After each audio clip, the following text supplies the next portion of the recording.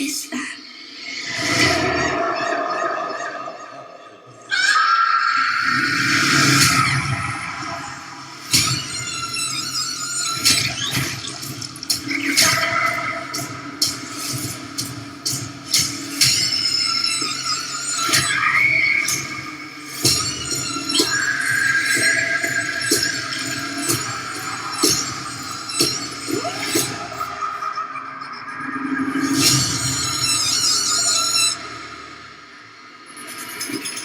Welcome back to the Nerdy Grail, and welcome to a brand new series review and discussion here on the channel. And it is of a series that has finally wrapped up. It wrapped up about a week or so ago. I'm of course talking about the HBO original series It, Welcome to Derry, which was a bit of a prequel series to the It movies starring Bill Skarsgård as Pennywise the Dancing Clown.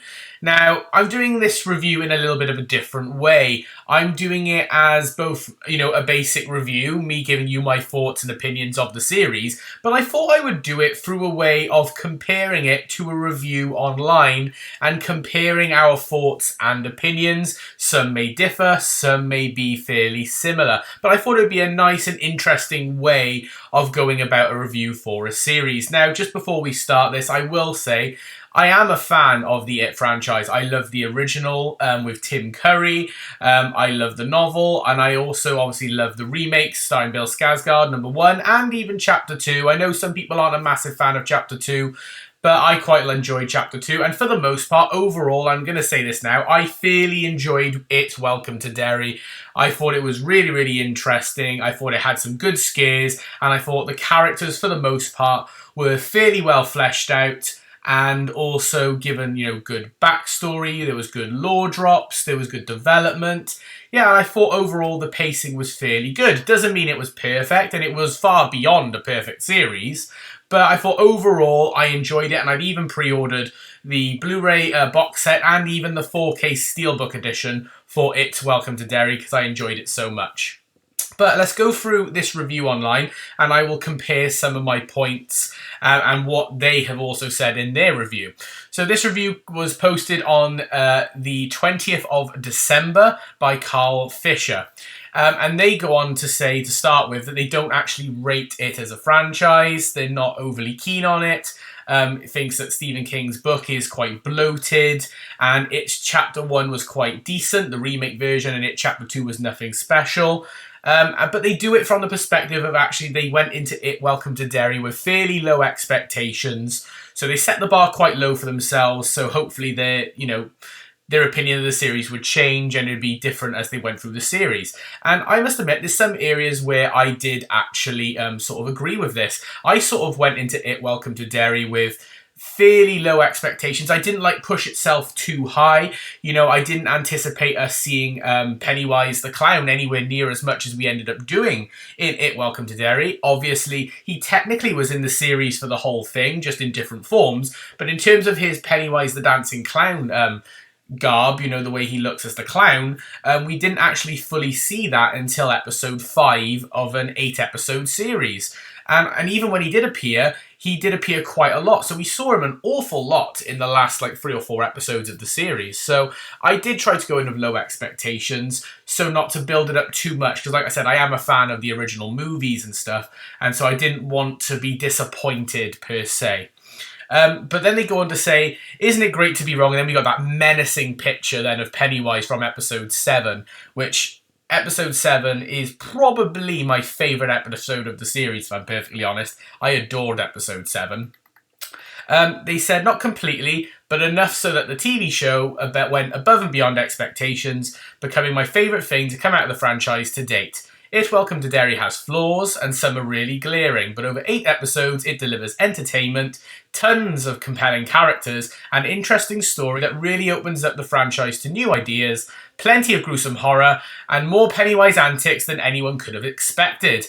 I'll go into more detail later, but this is where Bill Skarsgård really gets to be his own thing as Pennywise, no longer handcuffed to the Stephen King story and the demands of the earlier film. And yeah, I totally agree with that point, if I'm being perfectly honest. I agree with all those points. It did deliver entertainment. It was thoroughly entertaining from start to finish. The compelling characters, both the military characters, so the adult characters, were entertaining to watch, and, you know, based on the time period that it was set in as well, it was great to see them, you know, battling some of those typical norms and stereotypes of the time. I thought that was really great. And even the kid characters that you followed, almost your main protagonist kid characters, I thought they were really, really good.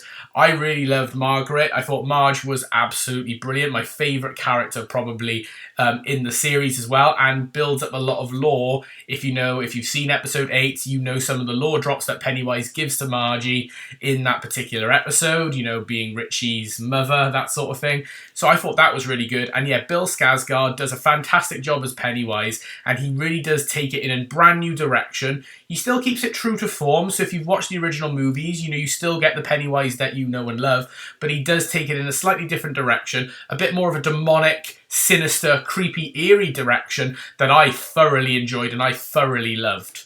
So I thought it was absolutely fantastic.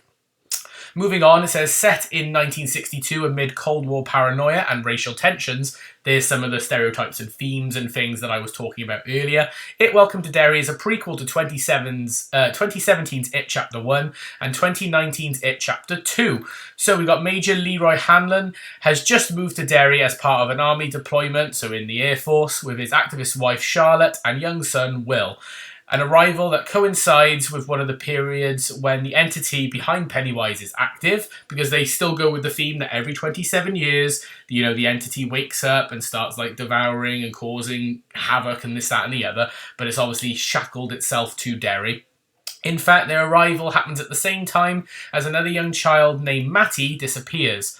While that is unfortunate, their arrival is not coincidental. Francis Shaw, a lieutenant general, is running an operation to find the entity, believing it is a weapon that the US can deploy against their enemies. An insane idea, but one made more possible by the powers of Dick Halloran, who is helping the Air Force find what they need. Yeah, that was a subplot that I wasn't really 100% fully behind. This is probably one of my little slight negatives of the series. It was an interesting thing to go down, but it was fairly obvious if you've watched any of the previous films and the novels and this, that and the other, you know, the fact that the military's whole purpose in this was to locate Pennywise, locate this entity, and basically try to control it and use its powers to help them. I thought, yeah, that's never going to happen, mate. You know, and it was very predictable what was going to happen, and what happens is exactly what I predicted. Obviously, he's not able to control Pennywise, and Pennywise basically turns on him and basically, yeah, runs amok. You know, so it was a really stupid idea, to be perfectly honest. So in terms of it being predictable, that was kind of a negative for me, but it was an interesting idea because, you know, if done right, and they did it fairly right, you know, it can be entertaining, and it was thoroughly entertaining. Elsewhere, following a child massacre in a movie theatre, the projectionist Hank Grogan is blamed, even though one of the survivors, Lily, saw what happened, and it was something more sinister. Of course, being black makes Hank an easy target. Yeah, that was a thing that would happen. Obviously, racial stereotypes and all was huge in this, because of the time period that it was on.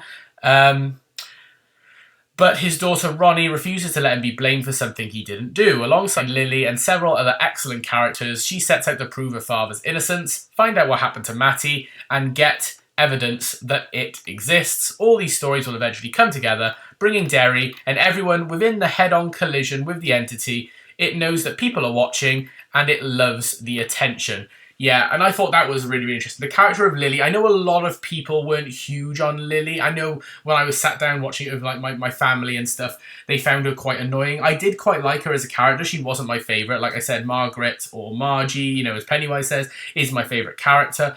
But, you know, Lily is sort of there as your guide through the series, you know, and she's trying to prove that she's not crazy, prove that the things that happened, you know.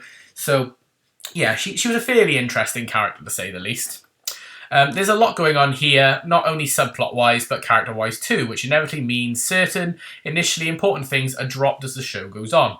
Some characters stop being the focal point of the show, and the direction shifts constantly between horror, fantasy, and comedy.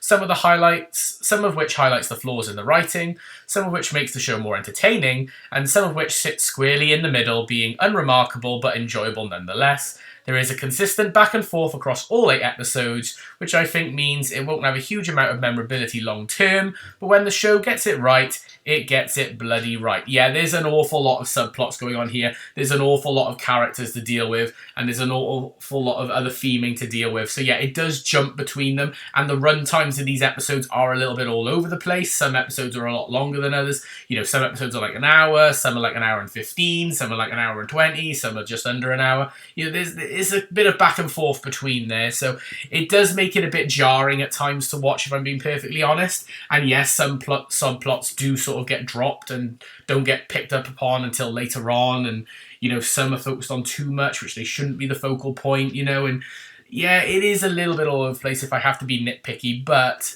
in every aspect that it gets it right, and especially like they mentioned in this article talking about the horror and fantasy, I think they definitely get it right. All the different hallucinations and all the Pennywise attacks of the different main characters are all terrifying in very unique ways, which is one of the best parts of the series to me, and I thoroughly enjoyed that every single time.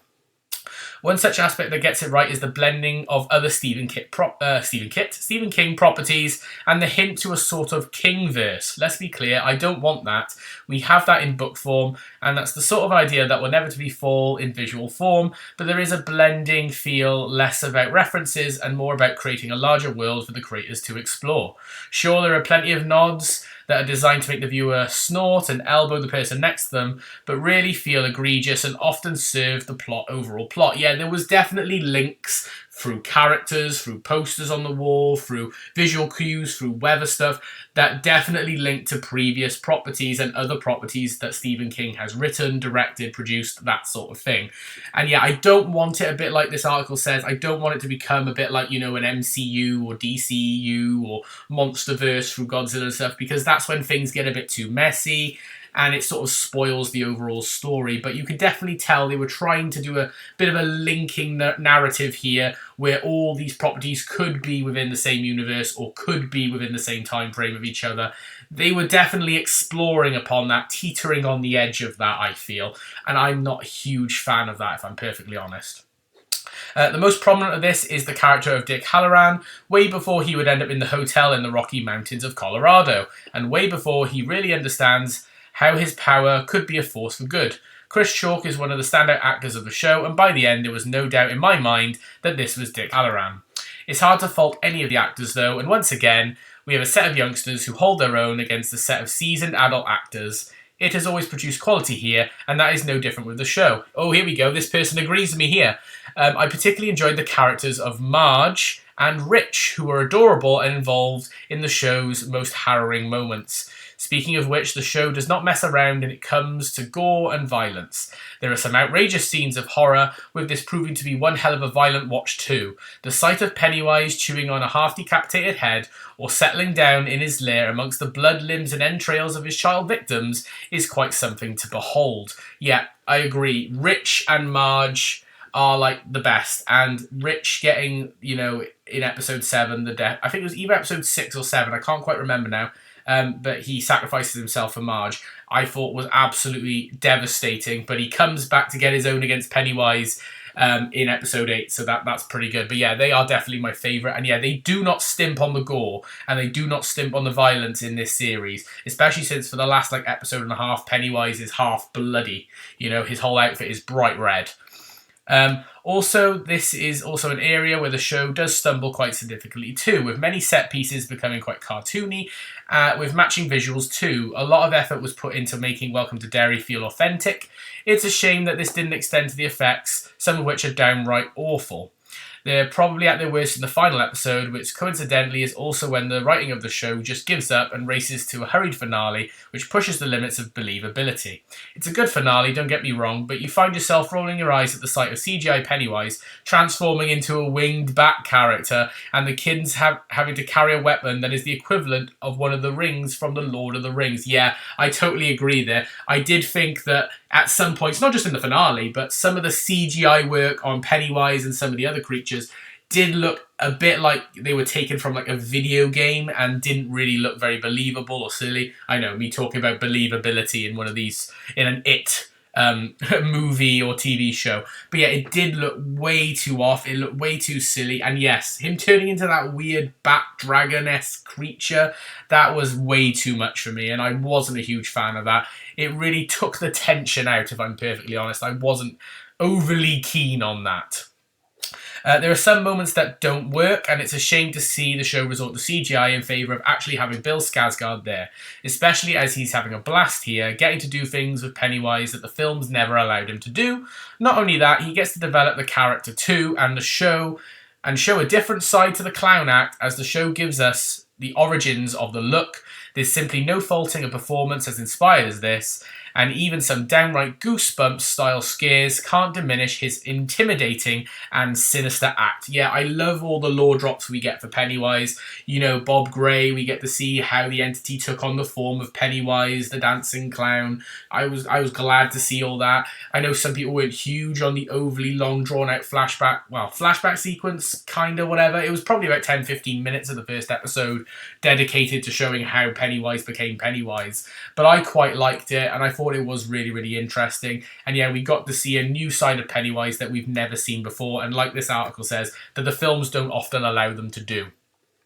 As the show ends, Chapter 1 is added to the title screen, revealing that it is more to come. This makes sense and is hardly a surprise, but thankfully it will take place in a different time period and focus on different characters, as this story wraps up neatly and connects to the films in the final scene, which it does because it brings back Beverly from the first movie. It literally transports us to It Chapter 1, and we get characters that we were familiar with, which I think was really, really nice and a good way to wrap up the series.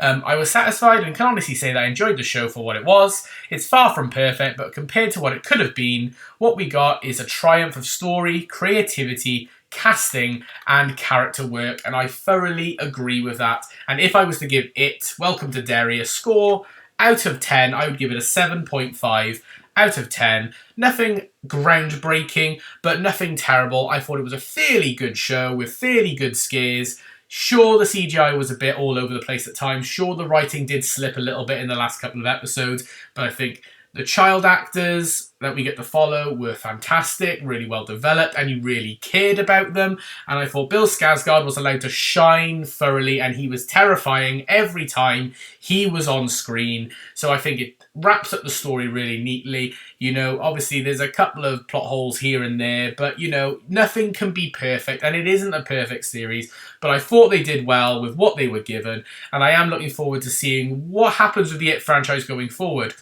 Yes, there's going to be a season 2, and I think even a season 3. But they could go back to before the events of even this series and see how Pennywise deals with that potentially as well. Then they can make references as well, and maybe they can link that back up to this series as well. But yeah, I thought overall I did really enjoy It Welcome to Derry, and I'd highly recommend watching it, especially if you've seen It Chapters 1 and 2 and the original with Tim Curry.